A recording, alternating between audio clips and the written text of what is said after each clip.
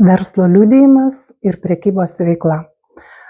Pakankamai dažnas klausimas, ar galiu vykdyti prekybos veiklą su verslo liudijimu, nes toks verslo liudijimas yra. Na, tai žinok, atsakymas tikrai ne. Jeigu tai yra perpardavimo veikla, jeigu tu pirki prekes skirtas perparduoti ir nori išsiimti tik tai verslo liudijimą, tai niekaip. Geriausiu atveju tinka individuali veikla pagal pažymą, nebūtinai geriausiu, gal nuo kitų metų ir mažoji bendrija, tai priklausys nuo to, kokios tavo apimtys.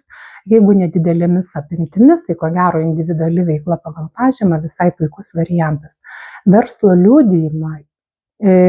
liudijimo ta pardavimo veikla, prekybos veikla yra galima tik tai savo gamybos gaminių, nežinau, mezgi, siuvi, tada taip gali parduoti su verslo liudijimu. Bet jeigu perki prekes ir jas perparduodi, verslo liudijimas šitoje vietoje visiškai netinka.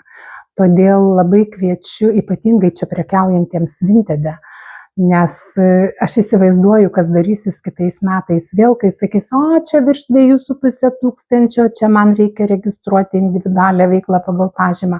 Tai gal dabar iš karto reikia tą padaryti ir tiesiog nereiks kitais metais sukti galvos. Ir verslo liudijimas šitoje vietoje tikrai netinka. Tai pelningo verslo.